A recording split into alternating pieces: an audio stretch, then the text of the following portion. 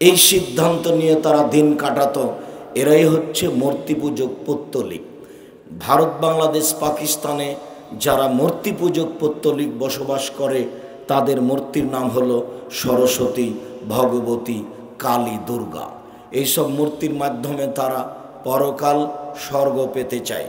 সেকালেও ওইসব মূর্তির মাধ্যমে তারা পরকাল স্বর্গ পেতে চাইতো, যার কারণেই তারা কাবা ঘরের ভিতরে রেখেছিল। তারা বক্তব্যের এক পর্যায়ে বলেছিলাম অমুসলিম হিন্দুদের টাকা দিয়ে, তবে কথা তিনটা আছে একসাথে, যে অমুসলিমদের টাকা দিয়ে, হিন্দুদের টাকা দিয়ে, পৌত্তলিকদের টাকা দিয়ে, কবর পূজকদের টাকা দিয়েই তো কাবা ঘর বানানো আছে।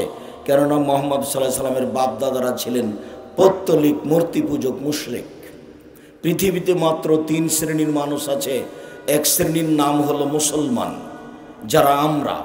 এক শ্রেণীর নাম হলো আহলি কিতাব, যারা ইহুদি, যারা খ্রিস্টান, কেতাবধারী।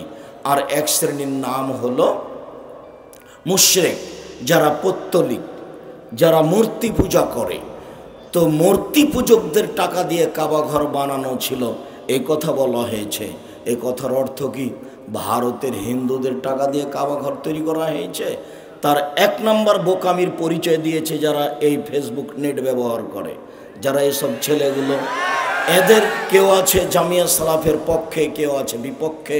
সে যেই হোক, মনে করে এইটা দিয়ে সমাজে একটা কিছু ঠেকিয়ে দিব বা অপমান করে দেব। বেটা, তুমিও বুঝো না, তোমার সাথে যত লোক আলেম ওলামা সাথ দিয়েছে তারা হয় স্বার্থপর, না হয় তারা মূর্খ, না হয় তারা হিংসামূলক। এটা বলছে, তাকে বলতেই হবে। সে কি জানে যে আমি আব্দুর রাজ্জাক বিন ইউসুফ ভারতের হিন্দুর টাকা দিয়ে কাবা ঘর তৈরি করা ছিল এটা বলেছি? তাহলে সে এই কথায় হাদাই কি করে, এই কথার গায়ে হাত লাগাই কি করে? তোমাকেও বলছে এই ছেলে মিডিয়া, তোমাকেও বলছি, তোমার হুজুরকে বলছি। 1 বছর নয়, 2 যুগ চ্যালেঞ্জ করলাম। 2 যুগ 24 বছর, যতদিন বেঁচে আছি ততদিন চ্যালেঞ্জ করলাম।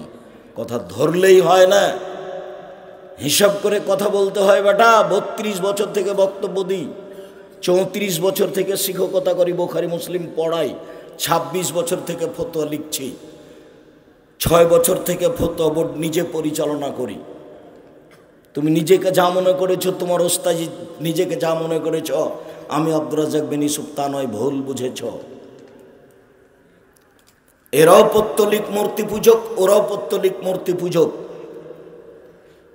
এদের টাকা রাসূল সাল্লাল্লাহু আলাইহি ওয়াসাল্লাম গ্রহণ করেছেন, এদের উপঢৌকন দিয়েছেন, এদের উপঢৌকন নিয়েছেন। হিন্দু হলেই টাকা অবৈধ হয় এ কথা ঠিক নয়। মাওলানা আব্দুল্লাহিল কাফি আল কোরাইশের ফতোয়া মাসাইল বই লেখা আছে, হিন্দুদের জমিতে মসজিদ করা যায়।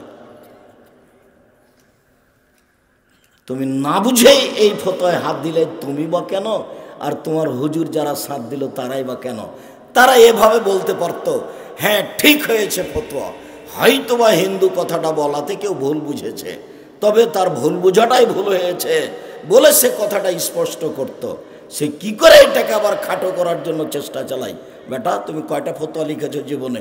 আমি আব্দুর রাজ্জাক বিন ইউসুফ 26 বছর থেকে ফতোয়া লিখছি, 6 বছর থেকে ফতোয়া বোর্ড নিজে পরিচালনা করি। আমি খালি হাতে লিখছি 26 বছর থেকে। 32 বছর থেকে বক্তব্য দিচ্ছি, 32 বছরে কোনোদিন অপ্রয়োজনীয় বাক্য বলিনি, 32 বছরে কোনোদিন কেসা কাহিনী বলিনি, 32 বছরে কোনোদিন মাঝহাব নিয়ে কথা বলিনি, 32 বছরে কোনোদিন দেশ বিরোধী বক্তব্য দিতে যায়নি। কোরআন হাদিসের আলোচনা করি, আজকেও করব ইনশাআল্লাহ। পৃথিবীবাসী, দেশবাসী, পৃথিবীর বাঙালিকে বলে যাচ্ছি, এই ফতোয়ায় যারা হাত খেলেছে তাদের ভিতরে হিংসা আছে, তাদের ভিতরে মুনাফিকি আছে। ওসব আলেম ওলামাকে মুনাফিকি নীতি ত্যাগ করে সঠিক পথে আসতে হবে। আর যেটুকু মানুষ বুঝতে ভুল করেছে সেটুকুকে স্পষ্ট করতে হবে, তাহলে সেটা হক হবে। তুমি উল্টা চলে কি করতে পারো? তুমি জামিয়া সালাফের কি করতে পারো? আর আমারই কি করতে পারো? সম্মান তো উপরে আছে। মান সম্মানের মালিক তুমি না উপরওয়ালা। যারা এই ফতনে হাত দিয়েছে সবাইকে আমার চিনা আছে খুব ভালোভাবে, রাস্তাঘাটে আমি খুব বুঝতে পারি। তা আমি এসব কথা বলতে চাই না। পিছনে কে কি বলেছে আমার জীবনে কোনোদিন আমি তাকে তাকিয়ে দেখিনি। বহু ছেলে চাপ দিয়েছে মিডিয়াওয়ালারা, মোবাইলওয়ালারা, যে আপনাকে এত কিছু বলছে, আপনি একটু বলেন না কেন? তা আমি বলছি তার তো নামই নেওয়া ভালোবাসে না, আমি তো বলবো কি করে?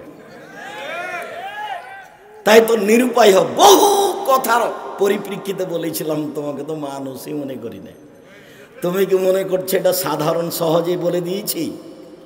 তার যে কত অত্যাচার, তার যে কত জুলুম, এখন আমাকে ওর সাথে বাহাস করতে হবে, ওর সাথেই কথা বলতে হবে। তো আমি তোমাকে মানুষই মনে করি না, তো বলবো কি? তুমি কথা বললে গালি দাও, তুমি মানুষের বিরোধিতা করো, তোমাকে কে আলেম বললো? মানুষ বলতে পারে আল্লাহ তোমাকে বলেনি আলেম, আল্লাহ নবী তোমাকে বলেনি আলেম। আমি 32 বছর থেকে বক্তব্য দিচ্ছি, আমি আপনার নামে কোনোদিন কথা বলিনি। আপনি বের করেন। আর আপনি দিনরাত বলছেন আপনি গালি দিয়েছেন, কিসের আপনি আলেম? কত গালি মানুষে আমাকে বলছে। আমি মোবাইলে রিং হলে অন করতে পারি, নামটা আপনার সেভও করতে পারি না, আমি মোবাইল চালাই না, আমি বড় মোবাইলে কোনো কিছু দেখি না, আমি জানি না। যতটুকু মানুষে বলে আপনার গালি দেওয়ার কথা আমার কানে আছে। কে বলেছে আপনাকে আলেম? আমি বলি না, আল্লাহর নবী বলেননি।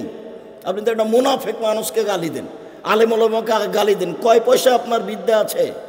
আপনি আলেম ওলামাকে গালি দিবেন কেন? আপনি আহলে হাদিস হন আর হানাফি হন আর যে দলেরই হন কেন? আপনি জাতির সামনে কয়টা হাদিস বলেছেন? আমি জাতির সামনে হাজার হাজার হাদিস বলেছি, হাজার হাজার। 32 বছর থেকে কয়টা হাদিস বলেছেন আপনি? কয়টা কোরআন মাজিদের আয়াত শুনিয়েছেন? মুনাফিকি করে দিন কাটান। এই ছেলে, তোমাদেরকে সাবধান করে দিচ্ছি, মিডিয়া পত্রিক সম্পত্তি নয়। আর মিডিয়াতে বিচার করে নাও তো মনে করেন এটা হাইকোর্ট আর জজ কোর্ট, এর জবাব তোমাকেও দিতে হবে। মিডিয়াতে সব কিছু বিচার করে নিলে তো তুমি, তোমার বিচার তো আমি পড়েই দেখিনি, তুমি কি করলে? তোমার মতো কয়েক কোটি ছেলে যদি পিছনে লেগে যায় তা একটা লুম হিলাতে পারবে, এটা আমার ধারণাই নাই।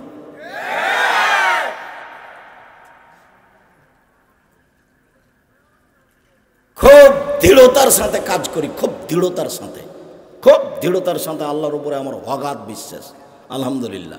তোমার বাড়ির পাশে যেটা জামিয়া সালাফিয়া রূপগঞ্জ নারায়ণগঞ্জ ঢাকা, এটা 51 বিঘা জমির ওপরে। কত বিঘা জমির ওপরে? 51 বিঘা। পুরো ভারত বাংলাদেশ পাকিস্তান চ্যালেঞ্জ করলাম, কোথায় বড় প্রতিষ্ঠান আছে 51 বিঘা জমির ওপরে? আপনার এই প্রতিষ্ঠানে যেটা মসজিদ আজ থেকে আরম্ভ হয়েছে, সেটা 200 শতক জমির ওপরে মসজিদ হবে, যার একতলাতে 10,000 মুসল্লি একসাথে সালাত আদায় করতে পারবে ইনশাআল্লাহ। আর আপনার জামিয়া সালাফিয়া ডাঙ্গিপাড়া 26 বিঘা জমির উপরে, শুধু খালি পুরুষ শাখা, সেখানে একটা মসজিদের 4 তলার কাজ চলছে, যার একতলায় 3,000 মানুষ সালাত আদায় করতে পারবে 90% জমির ওপরে। রাজশাহীতে একটা একাডেমিক ভবন, ক্লাসরুম তৈরি হয়েছে, যেখানে 3,000 ছাত্র একসাথে ক্লাস করতে পারবে, 3,000 ছাত্র একসাথে ক্লাস করতে পারবে। আপনি নয় এখানে বসবাস করছেন, নরসিংদীতে 5টা টাকা দেওয়ার প্রয়োজন মনে করেছেন কি না? আপনি এরকম মনে করলেই কি আর না করলেই কি, আপনি টাকা দিলেই কি আর না দিলেই কি, জামিয়া সালাফে চলবেই চলবে ইনশাআল্লাহ। কিভাবে তৈরি হয় আমি তো নিজেই বুঝি না। 250 জন শিক্ষক শিক্ষিকা কর্মচারী, বেতন লাগে প্রায় 30 লক্ষ। কত লক্ষ বেতন লাগে? 30 লক্ষ। কিভাবে চলে সেটা আমি নিজেই বুঝি না। অতএব এই ছেলে বসো। সম্মানিত দিনী ভাই বোন, কথাটা আপনার কাছে স্পষ্ট করে রাখলাম। সম্ভবত উনি পরিচালনা করছিলেন, উনি কথাটা বললেন, তাই আপনার কাছে স্পষ্ট করে রাখলাম। যাকাত একটি ফরজ বিধান। শাহাদাত, সাক্ষী, সালাত, যাকাত, সিয়াম, হজ, এই 5টির সমন্বয়ে ইসলাম ধর্ম নির্ভর করে। এই 5টি হলো ভিত্তি। যাকাত শব্দের আবিধানিক অর্থ হলো পবিত্র করা। শরীয়তের পরিভাষায় মালিককে হকদারের কাছে পৌঁছে দেওয়া, ফকিরকে খুঁজে পৌঁছে দিতে হবে। ফকির মিসকিনকে যাকাত বের করে পৌঁছে দিতে হবে, এটা মালিকেরই জিম্মেদারি। এ ব্যাপারে মহান আল্লাহ বলেন, ফাকিমুস সালাহ ওয়া আতুজ যাকাত, পৃথিবীর মানুষ তোমরা সালাত আদায় করো, যাকাত প্রদান করো, ওয়া তাসিমু বিল্লাহ, আর আল্লাহর বিধানকে শক্তভাবে ধরো। হুয়া মাওলাকুম, তিনি হচ্ছেন তোমাদের অভিভাবক। ফানিমাল মাওলা ওয়া নিমান নাসির, তিনি হচ্ছেন উত্তম অভিভাবক, তিনি হচ্ছেন উত্তম সাহায্যকারী। অত্র আয়াতে আল্লাহ তাআলা নিজেকে, আল্লাহকে অভিভাবক হিসেবে ধরার জন্য বলেছেন। আবার বলেছেন আল্লাহ হচ্ছেন উত্তম অভিভাবক এবং উত্তম সাহায্যকারী। আল্লাহর সাহায্য ভিন্ন, মানুষের সাহায্য ভিন্ন। মানুষের শুকরিয়া আদায় করা ভিন্ন, আল্লাহর শুকরিয়া আদায় করা ভিন্ন। আমি অনেক সময় অনেক বক্তব্য নিজে বুঝতে পারি না, আব্দুল্লাহর বক্তব্য শুনলে সেই জায়গাটা স্পষ্ট হয়ে যায়। আমিও বুঝি। লতিফ মানে সূক্ষ্মভাবে জানা। যখন এক সময় গুণবাচক আলোচনা করছিল তখন বলল যে লতিফ মানে হলো এই যে আপনার ভিতরে যে অসুবিধাটা চলছে আপনার মতো করে যে বুঝতে পারে সেই হলো লতিফ। ওইখানে আর একটা বক্তব্য ফুটে উঠেছিল যেটা আমি বুঝতাম না, যে কেউ যদি আল্লাহর কাছে রুজি চায়, যে রুজি দাও, আমাকে ধনী করে দাও, তাহলে নিজেকে, ওকে আগে মানুষকে রুজি দিতে শিখতে হবে। ওকে মানুষকে দান খেরাত করতে হবে, 5 টাকা 10 টাকা 1 টাকা। ও যখন আর একজনকে রুজি দেওয়ার ব্যবস্থা করবে তখন উপরওয়ালা ওকে রুজি দেওয়ার ব্যবস্থা করবে। বুঝা গেল না কথা? রাজ্জাক যেমন গাফফার, উনি ক্ষমা করেন, আমি ক্ষমা চাচ্ছি, তাহলে আমার ভিতরেও কি থাকতে হবে? ক্ষমার গুণ থাকতে হবে। একটা কাজের লোক ভুল করেছে, তার ভুলের কারণে তাকে বিদায় করে দিলাম, এটি কি ক্ষমা হলো? প্রতিবেশী একটা ভুল করেছে, ভুলের কারণে মামলা করে দিলাম, এটা কি ক্ষমা হলো? প্রতিবেশীর উপরে মামলা করে দিয়ে এখন আল্লাহকে বলছে আল্লাহ তুমি আমাকে ক্ষমা করো। কথা কি স্পষ্ট বোঝা যায়? যেই ব্যক্তি আল্লাহর কাছে ক্ষমা চাচ্ছে তাকে আগে ক্ষমার গতি তার ভিতরে নিয়ে আসতে হবে, তখন সে যেন আল্লাহর কাছে ক্ষমা চায়। যদি বলে আল্লাহ তুমি আমার প্রতি দয়া করো, তাহলে ও যে মানুষ হিসাবে তাকে দয়া করতে হবে মানুষের প্রতি, এটা তার ভিতরে কি হতে হবে? দয়া থাকতে হবে। মানুষের অসুবিধা বুঝতে হবে, তাহলে বুঝতে পারবে, বুঝবে যে আমি মানুষের প্রতি দয়া করি, অতএব আল্লাহ আমার প্রতি দয়া করুক, এটাও চাইবে। অত্র আয়াতে আল্লাহ তাআলা মানুষকে যাকাত দেওয়ার জন্য আদেশ করেছেন। আব্দুল্লাহ ইবনে ওমর রাদিয়াল্লাহু তাআলা আনহু বলেন, রাসূল সাল্লাল্লাহু আলাইহি সাল্লাম বলেছেন, ইসলাম নির্ভর করে 5টি জিনিসের উপরে। 1, আনতাশহাদু আল্লা ইলাহা ইল্লাল্লাহ ওয়া আন্না মুহাম্মাদুর রাসূলুল্লাহ, এই বলে সাক্ষ্য দেওয়া যে আল্লাহ ছাড়া কোনো মাবুদ নাই, এই বলে সাক্ষ্য দেওয়া যে মুহাম্মদ আল্লাহর রাসূল। 2, ওয়া ইকামিস সালাহ, সালাত আদায় করা। 3, ওয়া ইতাইজ যাকাত, যাকাত দেওয়া। 4, অসমে রমাজান, রমাজান মাসের সিয়াম পালন করা। 5, ও হাজ্জিল বাইত, বাইতুল্লাহর হজ করা, কাবা ঘরের হজ করা। এ হলো 5টি ইসলামের বিধান। আব্দুল্লাহ ইবনে আব্বাস রাদিয়াল্লাহু তাআলা আনহু বলেন, লাম্মা বাস রাসূলুল্লাহ সাল্লাল্লাহু আলাইহি ওয়াসাল্লাম মুআযানাল ইমান, যখন আল্লাহর নবী মুআয রাদিয়াল্লাহু তাআলা আনহুকে ইয়ামান পাঠালেন, তখন তিনি প্রথমে বলে দিলেন, মুআয ইন্নাকা তাতি আহলা কিতাবিন, তুমি যাচ্ছ ইহুদি খ্রিস্টানদের নিকটে। মুআয তুমি যেখানে যাচ্ছ সেখানকার লোক হচ্ছে ইহুদি খ্রিস্টান। ফাদহুম ইলা শাহাদাতিন লা ইলাহা ইল্লাল্লাহ ওয়া আন্না মুহাম্মাদুর রাসূলুল্লাহ, তুমি বলো উপস্থিত জনগণ, তোমরা সাক্ষী দাও এই বলে যে আল্লাহ ছাড়া কোনো মাবুদ নাই। উপস্থিত জনগণ, তোমরা সাক্ষী দাও এই বলে যে মুহাম্মদ আল্লাহর রাসূল। ফাইনু মাতাউলে দালিক, তারা যদি তোমার এই কথা মেনে নেয় তাহলে বলো, ইন্নাল্লাহা কাদ ফারাজা আলাইহিম খামসা সালাওয়াতিন ফিল লাইলি ওয়াল মা, আল্লাহ তাআলা 5 ওয়াক্ত সালাত ফরজ করেছেন 24 ঘন্টায়। ফাইনু মাতাউলে দালিক, তারা যদি এই কথা মেনে নেয় তাহলে ফালেমুহুম আন্নাল্লাহা কাদ ফারাজা আলাইহিম সাদাকা তুখাজু মিন আগনিহিম তুরাদ্দালা ফুকরাহিম, জনগণের প্রতি যারা ধনী তাদের প্রতি যাকাত ফরজ করা হয়েছে, তাদের থেকে যাকাত উঠিয়ে গরিবদের দিয়ে দিতে হবে সিরিয়াল। মোহাম্মদ সাল্লাল্লাহু আলাইহি সাল্লাম এইভাবে বললেন, মানে যাকাত ফরজ। সম্মানিত দিনী ভাই বোন, এই ছেলে বসো।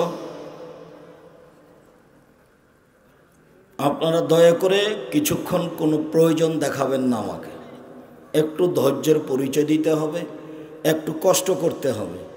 এদিক ওদিক ঘুরে বেড়িয়ে হেঁটে বেড়িয়ে কি করবেন? আমি বুঝতে পারছি আপনার অনেক ভালোবাসার সুবাদে এসেছেন। আমি আপনার ভালোবাসাকে স্বাগতম জানাই। জাযাকুমুল্লাহ খায়ের। আল্লাহ আপনাকে উত্তম যাজা দান করুক। এই কথাটাও স্পষ্ট করতে যাচ্ছিলাম, কথাটা ছেড়ে এসেছি যে আমি বললাম জাযাকাল্লাহ খায়ের, আপনাকে উত্তম প্রতিদান দান করুন। আর আপনি বললেন থ্যাংক ইউ, ধন্যবাদ। তো আপনিও শুকরিয়া আদায় করলেন, আমিও শুকরিয়া আদায় করলাম। তো দুটোর মধ্যে তফাৎ কি? যতবার যখন বিমানে উঠে, যে বিমানগুলোতে যে আজকে আসছিলাম, তো এই বিমানবালারা মহিলা পুরুষ খালি কথায় কথায় থ্যাংক ইউ। তো ওরা মনে করছে এটাতেই শুকরিয়া আদায় করা হচ্ছে। আমি কি করলাম? এটা শুকরিয়া আদায় করলো ধন্যবাদ বলে, ধন্যবাদ। তো এটা শুকরিয়া আদায় করলো। তো এখন আপনি বলে দিলেন যে জাযাকাল্লাহ খায়ের, আল্লাহ আপনার উত্তম প্রতিদান করুক, মানে আল্লাহ আপনার শুকরিয়া আদায় করুক। এইবার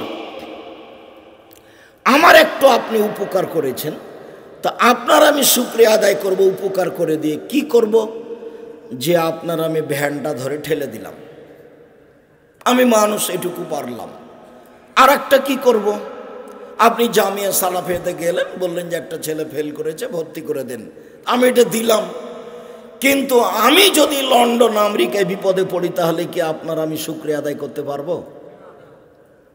তাহলে থ্যাংক ইউ তাহলে দেশেই থাকলো। আর যদি জাযাকাল্লাহ খায়ের বলি, আর আপনি যদি লন্ডনে বিপদে পড়েন, তাহলে ওখানে আল্লাহ পারবে যে আমি আপনাকে বলে দিয়েছি জাযাকাল্লাহ খায়ের। আপনি যে এক গ্লাস পানি দিলেন, জাযাকাল্লাহ খায়ের, আল্লাহ আপনাকে উত্তম প্রতিদান দান করুক। এখন আপনি এক গ্লাস পানি আমাকে দিয়েছেন বাংলাদেশে, আর বিপদে পড়েছেন কোথায়? লন্ডনে। ওখানে এই এক গ্লাস পানির শুকরিয়া আদায় করতে পারবেন যিনি, তার নাম আল্লাহ। এই জন্য উপকারের যদি শুকরিয়া আদায় করেন, তাহলে বলতে হবে জাযাকাল্লাহ খায়ের। আর যদি কয়েক কোটি বার থ্যাংক ইউ বলেন, তো কিছুই হবে না। ওটা না আপনি বুঝেছেন শুকরিয়া কাকে বলে, না আমি বুঝেছি শুকরিয়া কাকে বলে। আমি আর আপনি বুঝেছি যে এর নাম শুকরিয়া, বললো থ্যাংক ইউ, ধন্যবাদ, তাতে আমিও খুশি, আপনিও খুশি, হ্যাঁ ঠিক হয়েছে, বাস। কিন্তু এটা কি শুকরিয়া আদায় হলো? আমিও বুঝতাম না। যখন আব্দুল্লাহ এভাবে বলল, এক পর্যায়ে বলছে যে দেখবেন শুকরিয়া আদায় কি বলবে, তাহলে দেখি। তো একটা হাদিসের সারমর্ম শোনালো। তখন আমি বলছি ওই হাদিস তো আমার মুখস্থই আছে, ওই হাদিস আমার মুখস্থই আছে।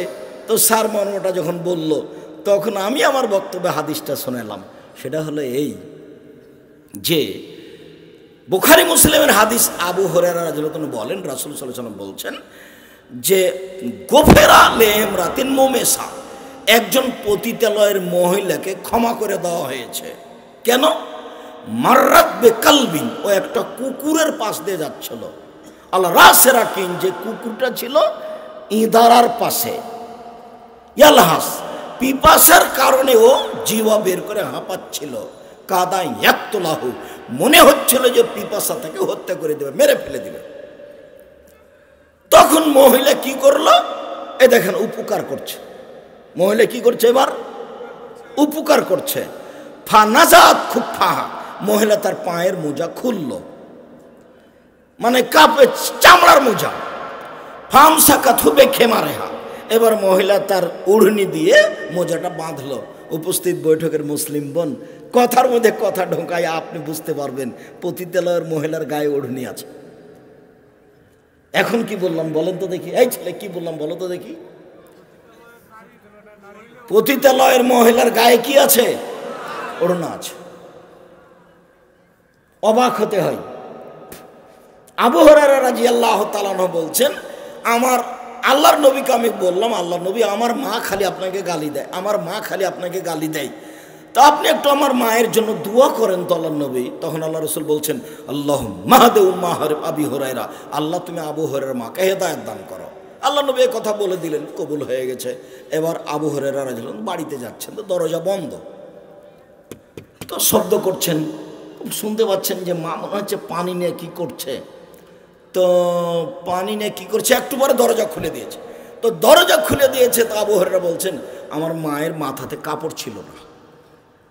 এই বিবরণ দিয়ে আবু হুরায়রা কি বলতে চাইলেন? বলতে চাইলেন যে তার মা মাথায় কাপড় দিয়ে থাকতো।